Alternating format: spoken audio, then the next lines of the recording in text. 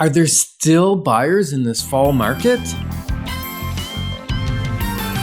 Moving forward with the DekkerTeam. Moving forward together with the DekkerTeam. Well, we've created over 367 episodes that are stored on the YouTube channel so that you can look at all the tips and advice that we've created, really accumulated over the last 30 years in real estate. And we've only been recording shows for about 8 years. So that's still a long time. So there's lots of insider tips, just general housing information, and really how do you make your house a home. And Yeah, so I think it's amazing because in today's technology, we've crammed 30 years of experience into like 8 years of YouTube videos. That is kind of cool. And so if you want to access anything, pretty much, and if we haven't covered it, I invite you actually to ask us the question. And if we really think you've got a great question, we'll invite you to come and hang out with us on this side of the camera. Yes, but if that scares the bejeebers out of you, then you can say no. You can, and you can still ask the question. We'll still answer it. Just often the questions you have are the very questions that someone else is looking to have answered. So the vast majority of all the content we share is actually things that we have been asked of where we didn't get you on the show with us. Mm-hmm. Yeah, so the answer to that question is there are buyers in every season. Every season, every month, and pretty much every day of the year. Yes. But also, let's say, does it make difference if price-wise, if I'm selling in the fall? Because people say, oh, spring market, because there's so many buyers and there's so many houses for sale. And also, people have cabin fever. So they're coming out of the woodworks like crazy, right? Out of hibernation. Mm-hmm. And what's interesting is there usually is a bit of a spike in pricing for the spring market. If the market's going up. If it's going to go up. Right, which it has now for the last decade or more. So therefore, we're used to an increase every spring. We've really only had a down market 3 times in 30 years. And, well, even longer than that, but 30 years. we refer often to the 30-year mark benchmarking because that's our hands-on in because that's how the old trenches. In real estate. In real estate. How old I am in real estate. I'm only 34, so I don't know how that's possible. Well, you started young. Right. Mm-hmm. However, so the value, if it's going to go up that year, does usually spike in spring. That's a pretty typical truth. Now, if we're in a market that's escalating because there's a lack of supply and a higher demand, which is what we're in right now, we continue to be in that in general. And again, that's specific to locations and price ranges. Lots of things. Some areas aren't moving because of price range or whatever the reason being.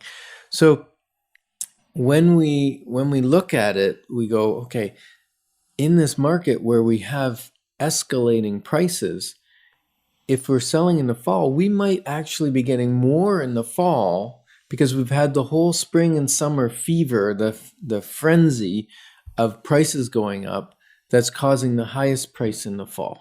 Exactly, because we're still escalating. Yeah, and you know what I like about selling in the fall? Beautiful fall colors? No. Okay. If I sell in the fall, it means I may be buying in the winter. Now, although the prices have been climbing, typically December and January, you may be able to find a bargain. A little lower price than you would have paid for that same house in the fall or the spring market. Yes. December to maybe February. Maybe.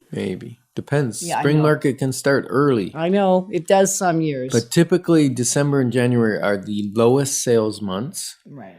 And if somebody has their house up for sale in December, January, they typically want it sold because they're not just testing the market, because you test the market in the spring, you don't test the market in the winter. And yet that whole testing the market thing usually is shooting yourself in the foot. Mm-hmm. Like it usually hurts a seller. Yeah, if you're testing the market above the market, because we know roughly where the market is, and if you're testing it above the market, then you're causing other properties to sell. The only time where slower. Okay, what you're doing is you're causing other properties to sell because they're comparison shopping, and it's kind of like gasoline. Although houses are unique and people like one over another based on decorating, based on location, based on upgrades. There's so many unique things.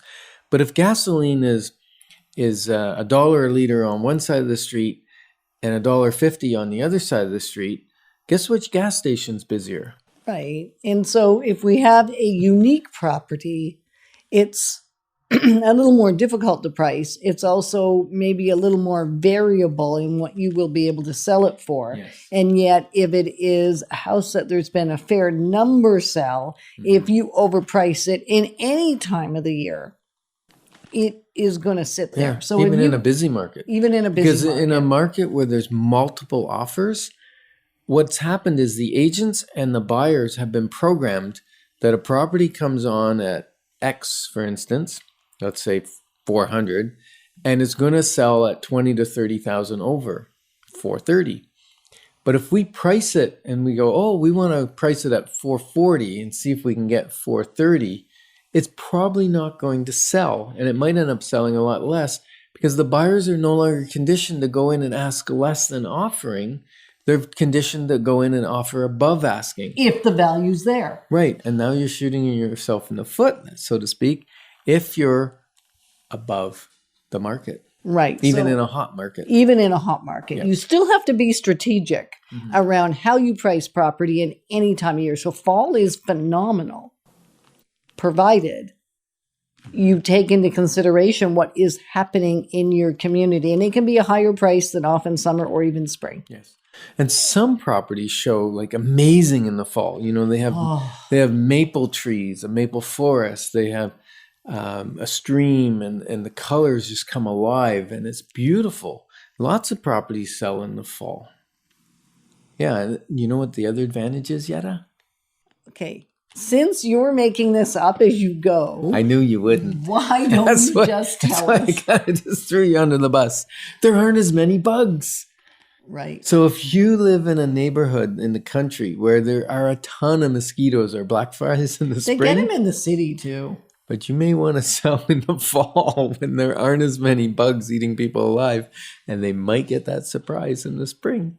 Well, it's just I think most of us know Ottawa does have a fair number of bugs. And sometimes you're the Really? bug. I'm the bug? Yeah. Yeah, I know. I've been called that before, by you only. Never by anybody else. Yeah, okay. So really what you want to do is make sure that you're pricing it according to the market so that your dream of making a move doesn't turn into a nightmare.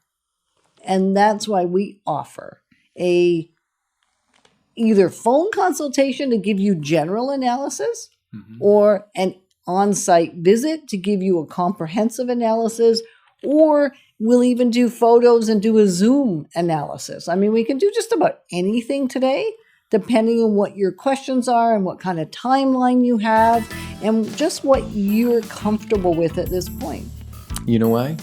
Because an informed decision is always a wise decision. Always. Thanks for growing alongside the Decker team, because we're passionate about helping families, both in their life and in their home. Moving forward with the Decker team. Moving forward